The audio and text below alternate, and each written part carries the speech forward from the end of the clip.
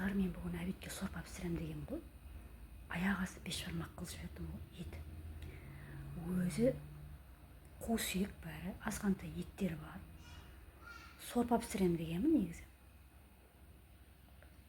Аяқ астынан еттің иісі бұрқырап шыққанда бір ет жегім келіп, бешбармақ қылып жіберейін деп жатырмын. Көреміз, не жөнді ет шығады мына ішіне. Еще картофелін салып жібердім ішіне, тұздығына пиязын турап қойдым. Енді қолдан қамыр илеуге ерініп отырмын. Сорпа қылам деген ғой. Енді мұны қашан илеп, қашан жаям деп, дүкеннен сатып алып келейін деп отырмын. Не жөнді бешбармақ шығатын, қазір көреміз сосын. Міне мен сорпа деп салған еттерім. Көбісі май.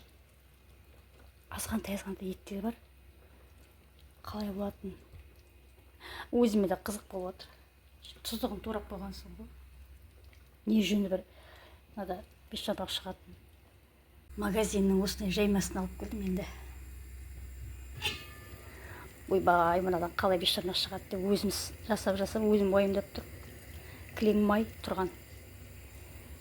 Көреміз енді бұйырғаны. Не жаным соры десейші маған. Ет дегенім түрі мынау, міне. Одан не бешбармақ шығатын.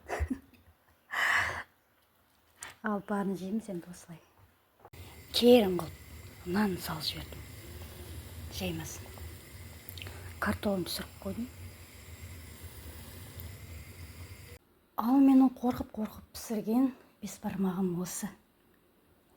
Барына береке деп жеп алайық. Ал бізге ас болсын.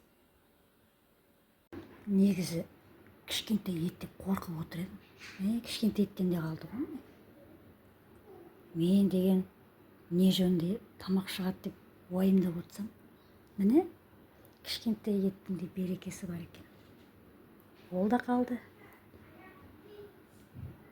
Так что кішкентай етпен де бешбармақ асуға болады екен. Көз қорқақ, қол батыр демекші, көзіміз қорқып еді, қолымыз пісіріп тастады 200 грамм деп емесенбей отыр едік. Мынау іске тамақ шықты.